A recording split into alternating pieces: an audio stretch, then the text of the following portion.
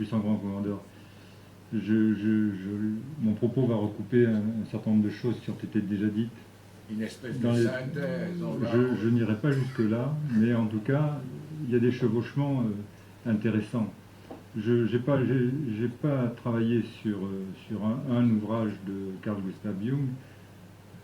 Je me suis inspiré du dernier ouvrage, Essai et exploration de l'inconscient, mais j'ai tiré, je dirais, le propos que je vais vous présenter aujourd'hui à partir de plusieurs ouvrages, parce qu'en fait, tout au long de sa vie, Jung a été un cherchant dont la démarche est, je trouve, assez parallèle avec la nôtre. Bien sûr, ce sont des démarches différentes, mais je me retrouve un petit peu dans ce qu'il a fait, dans ce qu'il a écrit, dans ce qu'il a dit. Alors, processus d'individuation et exploration de l'inconscient. Ce matin, Gérard a parlé également du processus d'individuation, puisque en fait, on est dans un processus d'intériorisation qui est assez voisin. Quelques mois avant de mourir, Jung fit un rêve. Installé à son bureau, il parlait, lui dont l'œuvre ne s'était jamais adressée qu'aux spécialistes, à un vaste public qui le comprenait parfaitement. Ce rêve le décida à écrire Essai d'exploration de l'inconscient, qui allait lui permettre de dégager l'importance primordiale de la vie inconsciente dans l'accomplissement de l'individu moderne et de la société. Dans ce dernier ouvrage du grand psychanalyste, Jung résume une dernière fois sa doctrine, qui est aussi son testament. La question du sacré, du divin et de manière générale celle du religieux ont été omniprésentes dans l'œuvre du célèbre psychiatre suisse Carl Gustav Jung, 1875-1961. Fils d'un pasteur protestant, Jung commence par s'éloigner de la religion. Son expérience de la psyché humaine, en d'autres termes l'activité mentale pour un psychiatre, l'amènera à développer régulièrement des critiques du caractère extérieur des grandes religions monothéistes, où Dieu est présenté comme totalement transcendant au monde et à l'être humain, ce qui conduit ce dernier à se soumettre à une entité extérieure plutôt qu'à rencontrer dans son âme une puissance intérieure. La conscience de l'homme civilisé n'a cessé de se séparer des instincts fondamentaux, dit-il. Mais ces instincts n'ont pas disparu pour autant. Ils ont simplement perdu contact avec notre conscience et sont donc forcés de s'affirmer d'une manière indirecte. L'homme aime à se croire maître de son âme, mais tant qu'il est incapable de dominer ses humeurs et ses émotions, il n'est certainement pas maître de lui-même. La triste vérité est que la vie, ça a été dit tout à l'heure, que la vie réelle de l'homme est faite d'un ensemble inexorable de contraires. Le jour et la nuit, la naissance et la mort, le bonheur et la souffrance, le bien et le mal, les victoires et les défaites. La vie est un champ de bataille. S'il n'en était pas ainsi, la vie s'interromprait-elle. Les gens ont l'impression que leurs conditions seraient très différentes si seulement ils pouvaient se convaincre positivement que la vie a un sens, ou croire que Dieu existe, ou croire en l'immortalité de l'âme. Le spectre d'une mort proche aiguise souvent de telles pensées.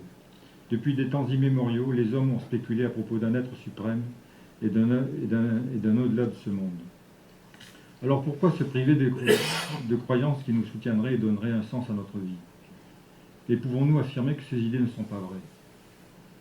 L'homme a un besoin réel de conviction, qui donne un sens à sa vie et lui permettent de se trouver une place dans l'univers. En effet, chaque être humain doit comprendre quelle est sa vocation profonde, personnelle, singulière, qui lui permettra de se réaliser pleinement et d'accomplir librement sa destinée. C'est ce sentiment que la vie a un sens plus vaste que la simple existence individuelle qui permet à l'homme de s'élever. Pour cela, l'imagination et l'intuition sont indispensables à notre compréhension. L'intuition est presque essentielle dans l'interprétation des symboles, mais s'il faut prendre garde de ne pas se contenter de la satisfaction vague de penser avoir compris par inspiration. Malheureusement, pense Jung, nos guides sur le plan spirituel se sont préoccupés davantage de protéger les institutions que de comprendre le mystère que représentent les symboles. À mon avis, dit Jung, la foi n'exclut pas la réflexion, mais malheureusement, de nombreux croyants demeurent aveugles à ces forces psychiques qu'il qualifie de lumineuses, qui depuis toujours régissent le destin de l'homme. Pour lui, l'homme civilisé n'est plus capable de comprendre le sacré. Sa conscience dite éclairée s'est privée des moyens d'assimiler les contributions complémentaires des instincts et de l'inconscient. Pour Jung, ces religions ont poussé l'être humain à projeter sa psyché sur ce Dieu extérieur dont il s'est fait une représentation anthropomorphique. Malgré ces critiques, au fil des années, Jung va se rapprocher de la religion. D'abord dans sa pratique psychiatrique, qui lui montre la place du religieux dans la psyché des individus, mais aussi par ses expériences spirituelles personnelles qui lui font ressentir le lumineux, évoqué dans un livre publié en 1917, Le Sacré, par un penseur allemand, Rudolf Otto, 1869-1937, professeur de philosophie des religions à l'université. Otto, marqué par la pensée romantique, restaure l'importance de la sensibilité et de l'affectivité face à la primauté de la raison imposée par les Lumières. S'il conserve l'idée que toute religion repose avant tout sur un sentiment, il donne à celui-ci un objet qui n'est pas Dieu, mais le mystère. Confronté au mystère du monde et à l'énigme de la vie et de la mort, l'être humain fait l'expérience du lumineux, qu'Otto définit comme une énergie, mais aussi comme un sentiment, comme un ressenti. Cette rencontre avec le mystère, qui constituerait une forme de transcendance, a une double incidence sur l'âme. L'être humain ressent de l'émerveillement, mais aussi de la crainte. C'est cette expérience universelle du sacré que l'auteur qualifie de lumineux. L'expérience intime et universelle du sacré serait au fondement de toutes les religions du monde, lesquelles vont chercher à la domestiquer et la rationaliser par les rites et les dogmes. La lecture des thèses d'Otto a un impact profond sur Jung, car elles rejoignent ses propres expériences découvertes sur l'existence d'une fonction religieuse au sein de l'inconscient, qui ne trouve pas sa cause dans un acte arbitraire de la volonté. Le lumineux serait l'influence d'une présence invisible qui détermine une modification caractéristique de la conscience. L'adoption de la thèse d'Otto conduit Jung à considérer que la religion repose d'abord sur l'expérience d'une révélation intérieure. Notre théologie moderne, écrit Jung, pense que nous devrions d'abord croire pour avoir ensuite une expérience intérieure. Et de tirer cette conclusion, qu'il en ait conscience ou non, l'être humain est un animal religieux. À partir de ce constat, Jung entend bien montrer que la fonction religieuse favorise la collaboration entre la psyché consciente et la psyché inconsciente grâce à l'expérience du lumineux ou la pratique intériorisée des rites. Jung constate simplement que l'être humain ressent la nécessité d'une vie symbolique qui permette aux besoins de l'âme de s'exprimer et que la pratique religieuse peut être source d'un équilibre profond. Il ne porte aucun jugement métaphysique sur les religions, il constate simplement leurs effets thérapeutiques bénéfiques, ne serait-ce que parce qu'elles donnent aux individus un sens à leur existence.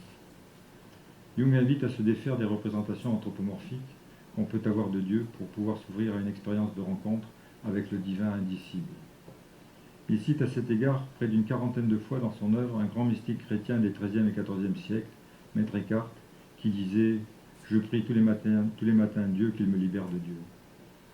Or, ce que dit Eckhart de la déité et de son lien avec l'âme humaine s'accorde avec les concepts d'archétype de Dieu et du soi développés par Jung. Et l'expérience indicible que fait l'âme lorsqu'elle accueille la déité correspond au lumineux exposé par Otto.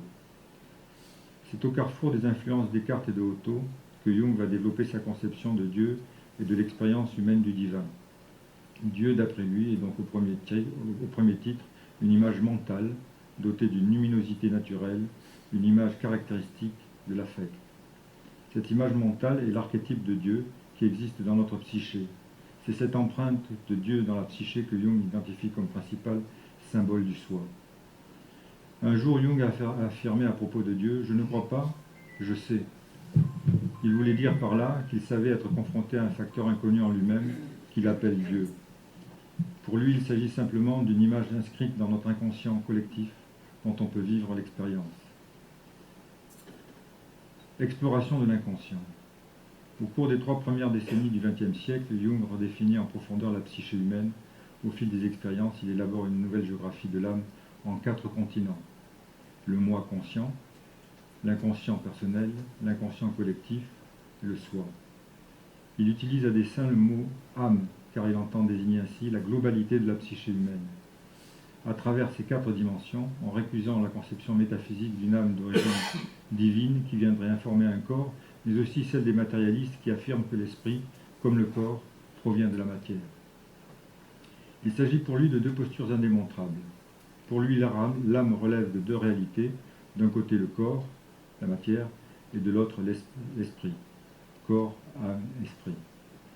Selon Michel Cazenave, un des éditeurs de Jung, l'âme participe pour Jung du monde de la matière et de celui de l'esprit, ce qui ne signifie en rien qu'elle en serait un simple mélange, mais en assurer l'unité tout en conservant les différences, elle pose sa réalité propre, elle se donne comme un monde intermédiaire. La conscience, c'est le moi. Qu'est-ce que la conscience ? Être conscient, c'est percevoir et reconnaître le monde extérieur, ainsi que soi-même dans ses relations avec ce monde extérieur, écrit Jung. Au centre de la conscience, il y a ce qu'on appelle le moi, qui est une sorte d'agrégat de sensations, de perceptions, d'affects, de pensées, de souvenirs. La conscience individuelle ou conscience du moi est une conquête tardive de l'évolution. Sa forme originelle est une simple conscience de groupe. Nombreux sont les êtres qui ne sont que partiellement conscients. C'est justement ce constat qui inspire à Jung son fameux processus d'individuation, par lequel l'individu devient de plus en plus lui-même en intégrant à sa conscience une bonne part de ce qui en lui est à l'état inconscient. L'inconscient personnel. Pour Jung, le contenu de l'inconscient personnel n'est pas qu'un réservoir de souvenirs traumatiques et de désirs refoulés du moi conscient, comme le soutenait Freud. Il est aussi créatif et source d'inspiration. Il nous éclaire parfois sur les voies à emprunter par des rêves, des lapsus ou le retour de souvenirs enfouis. De même que les contenus conscients de notre esprit peuvent disparaître dans l'inconscient, de nouveaux contenus qui n'ont jamais été conscients peuvent émerger dans l'inconscient personnel. L'inconscient collectif. La deuxième grande découverte de Jung concernant la psyché est sans doute celle qui contribuera le plus à sa renommée, et qu'il existe chez tout individu un inconscient aux contenus impersonnels, c'est-à-dire collectifs. Si le conscient et l'inconscient personnel se construisent au fil d'une vie, l'inconscient collectif, lui, est un héritage. C'est pourquoi rien ou presque rien du monde psychique originel n'a disparu. Les contenus de cet inconscient collectif nous sont parvenus à travers les mythes, les contes, les récits et les rites anciens, religieux ou non. Ils sont le fruit d'émotions puissantes, joie, peur, angoisse, amour, ressentis par les humains devant la puissance de la nature et le mystère de la vie et de la mort. La difficulté consisterait pour le sujet non pas dans la libération des archétypes dans la psyché, mais l'intégration de ce contenu dans sa vision personnelle du monde. Une fois identifié le contenu de cet inconscient collectif, il faudra l'intégrer dans l'inconscient personnel afin que ce nouveau matériau participe à la croissance de l'être, à son élévation pour atteindre une large complétude. Parce que contrairement à Anya, Jung se situe dans la recherche de la complétude. Il ne s'installe pas dans l'état d'incomplétude. C'est pas incompatible. D'accord. Le soi. En 1921, dans les types psychologiques, apparaît dans la géographie de l'âme humaine redessinée par Jung, un quatrième élément de la psyché, le soi. S'il y a lieu de distinguer entre le moi et le soi, le moi n'étant que le sujet de ma conscience, alors que le soi est le sujet de la totalité, y compris l'inconscient. Le soi représente donc le centre de la totalité, conscience, inconscient personnel et inconscient collectif, comme le moi est le centre de la conscience.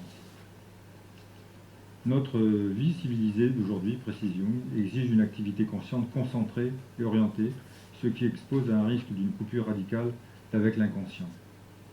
Afin de réduire cette coupure entre conscient et inconscient, Jung a cherché à établir un dialogue entre les deux. Il va s'appuyer sur une démarche active qui permettra d'éveiller la fonction transcendante.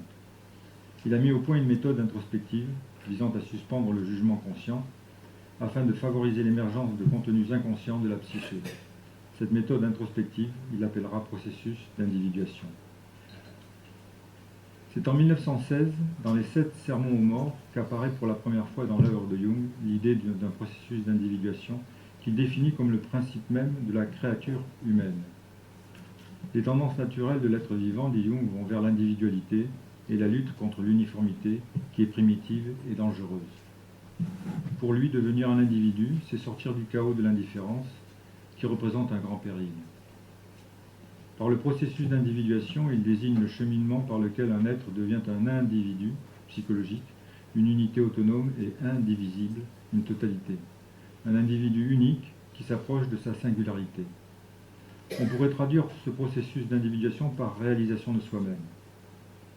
Pour Jung, la voie de l'individuation signifie tendre à devenir un être réellement unique dans son unicité la plus intime, unicité dernière et irrévocable. Il s'agit de la réalisation de son soi dans ce qu'il y a de plus personnel. Du soi au moi, le processus d'individuation est impulsé par le soi, qui est le centre organisateur d'où émane l'action régulatrice, par opposition au moi conscient, qui ne représente pas l'intégralité de la psyché, puisqu'il exclut l'inconscient. La connexion au moi est un préalable pour une découverte du soi. Le degré de développement du soi dépendra de la bonne volonté du moi à écouter les messages. Parfois, il faut se méfier de son moi. C'est le moi qui fera émerger le soi, l'image archétypique du centre de la personnalité, du centre de l'idée. Cette personnalité profonde venant du soi surgira dans le moi. Une fois enclenché, ce processus d'individuation ne s'arrête à aucun moment, mais qu'il ne soit jamais acquis définitivement. Le soi est une entité en perpétuelle mutation en fonction des fluctuations du monde intérieur et extérieur. Il est une sorte d'idéal à atteindre, donnant du sens au chemin parcouru. Par la réunion de ce qui est changeant, l'ordonnancement dans le chaos, ordo ab chaos, l'unification des disharmonies et la disposition autour d'un centre, donc par la limitation du multiple, ce centre, constitué par la totalité de la psyché originelle, le soi, est l'organisateur et la source des images oniriques. C'est lorsque l'individu prend contact avec ce point vital que la transformation va se faire, en faisant des allers et retours du centre vers l'extérieur et de l'extérieur vers le centre. Selon Jung, les humains ont toujours eu connaissance de l'existence d'un tel centre par l'intuition d'un archétype de conscience originelle, immuable et divine. Le soi est le foyer d'où surgissent les archétypes et les symboles qui constituent la voie royale pour accéder aux notions de totalité et du centre. Jung est convaincu que l'organisme psychique a pour finalité de s'auto-réaliser, de s'orienter vers la complétude. Quand tous ces éléments sont combinés, on arrive à une modification de la personnalité. Alors, le processus d'individuation est réalisé. Jung compare cette exploration de l'inconscient à l'antique et intemporelle voie initiatique des alchimistes et de leurs pierres philosophales. Toute l'œuvre de Jung est articulée autour de cette quête de sens. En définitive, toute vie est la réalisation d'un tout, d'un soi, raison pour laquelle cette réalisation peut être appelée individuation, résume Jung. Marquant l'impact, en l'âme, de la relation avec la transcendance, l'expression lumineuse, point de départ du processus d'individuation, engendrera la complétude parfaite. Elle implique la totalité de l'âme qui sera un système en équilibre entre les deux pôles du moi et du soi, et pour Jung, le centre de l'âme est le lieu de rencontre avec le divin. Je le cite, « L'âme doit posséder en elle-même une faculté de relation, c'est-à-dire une correspondance avec l'essence de Dieu. Cette correspondance en termes psychologiques, c'est l'archétype de l'image de Dieu. Le processus d'individuation est une façon d'expérimenter le divin à l'intérieur de nous.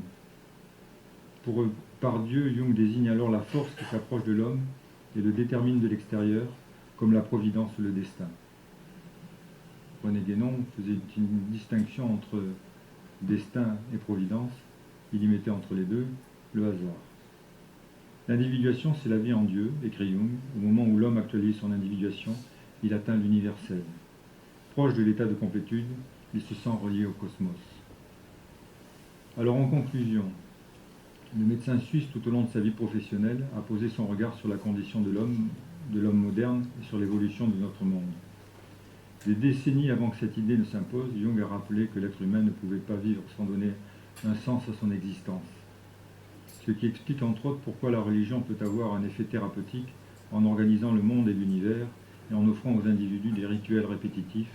Elle agit comme un calmant en faisant baisser le niveau d'angoisse. Le neuropsychiatre Boris Cyrulnik, dans Psychologie de Dieu, confirme que quand le fonctionnement du cerveau est modifié par une représentation divine, les circuits émotionnels marchent différemment et entraînent des changements neurobiologiques. En cas de douleur physique ou de conflit relationnel, une résonance magnétique va atténuer le fonctionnement d'alerte quand le blessé se met en relation avec Dieu par le moyen des rituels de sa religion. Alors, faut-il croire en Dieu pour que Dieu existe? La croyance en Dieu et la pratique de rituels peuvent-elles faciliter l'ouverture de l'esprit au monde ésotérique ou suprasensible?